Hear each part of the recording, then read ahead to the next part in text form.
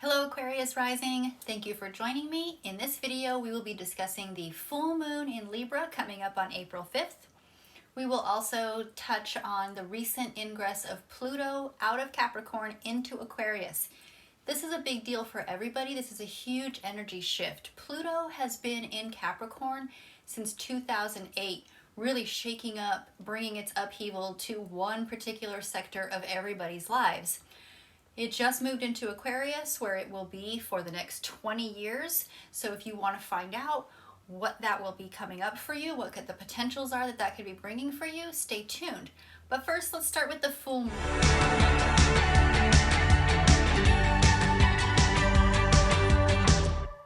So when we have a full moon, or with a high priestess, this is the energy of intuition, mystery, and knowledge, as well as spirituality.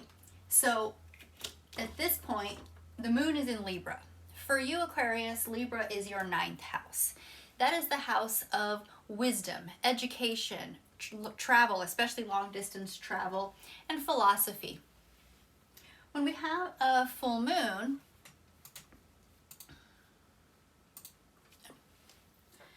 this moon is in Libra. Libra is justice. Libra is fairness, balance, and truth. So when we have a full moon, we have an opposition with the sun. The sun is the energy of joy, vitality, success, creativity, happiness.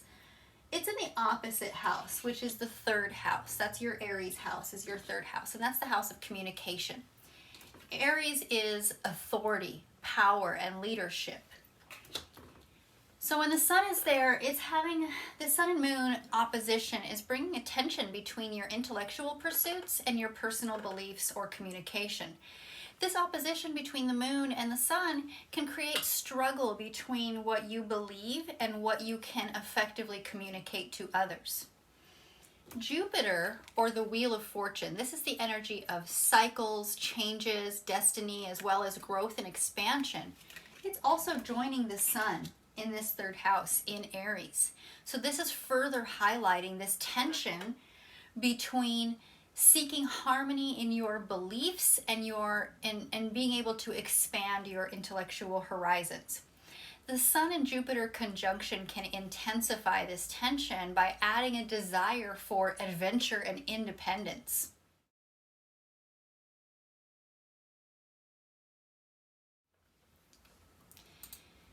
Now we have to bring Pluto into this situation. Pluto's a very far out planet. It's the farthest one out in our known solar system.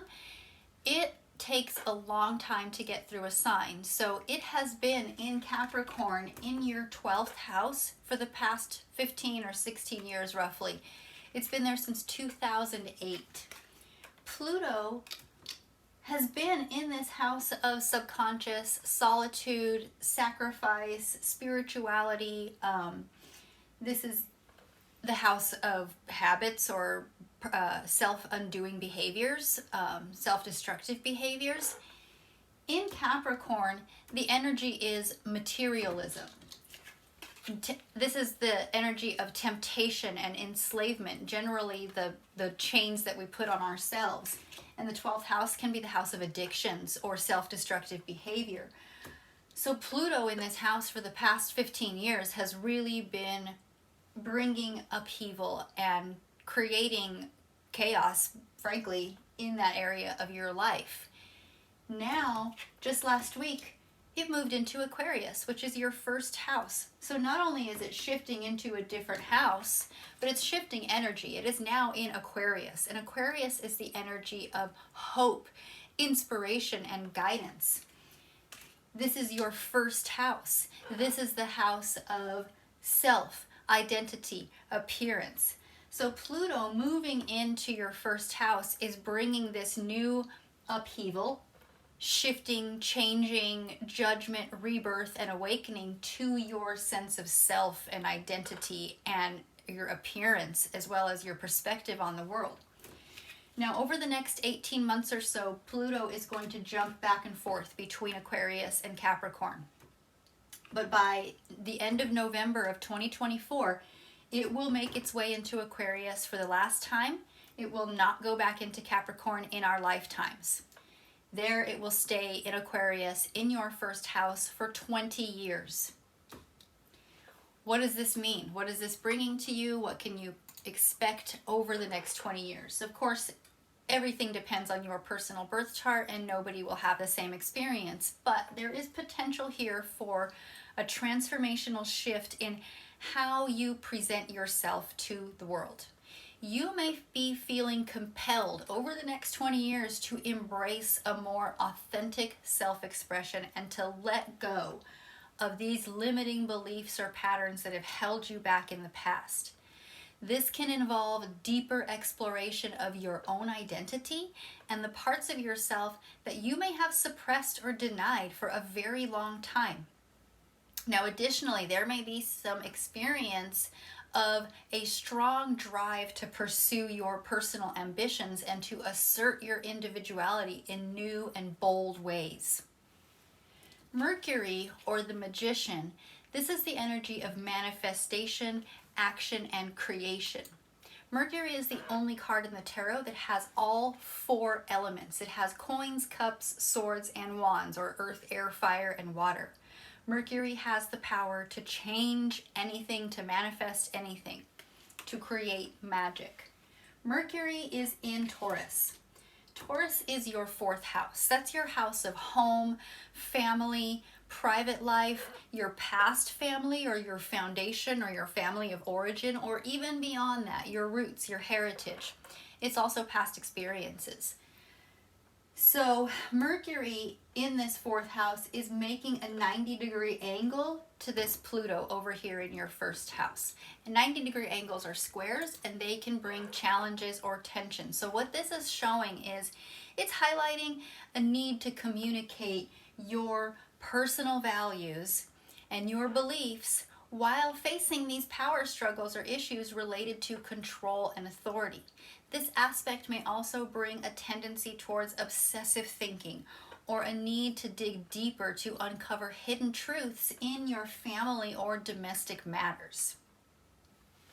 Now we also have Venus, or the Empress. This is the energy of nurturing, abundance, and fertility. Venus is joining Taurus in your 4th house, and this is making a trine, an angle to this Pluto over here in your 1st house, and this is an angle that brings opportunity. So this could be a powerful focus on transforming and strengthening your personal relationships and creating a more stable and secure home environment. This aspect can also facilitate emotional connections and intimacy within these relationships of your home and family life, within your people that, not necessarily your family, but it could be roommates, people you share a home with. So, Aquarius rising, there's going to be, during this full moon, a lot of emphasis on your desire to express yourself in your philosophies, your desire to get things out, but there may be some challenges with that communication, with being able to communicate effectively. So you need to make sure that you are speaking with clarity and be patient with the people who you are trying to get your message across to. There's a lot of opportunity for growth and for bringing more personal value to your home and family environment.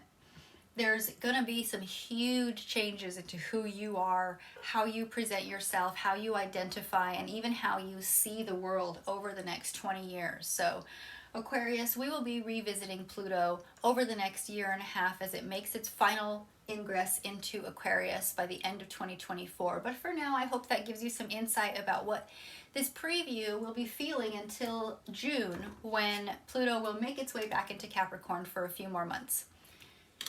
So that's all I have for you today, Aquarius. Thank you for joining me. As always, please like and subscribe, and join me in the next video when we will be discussing the first solar eclipse of 2023, which happens to be a new moon in Aries.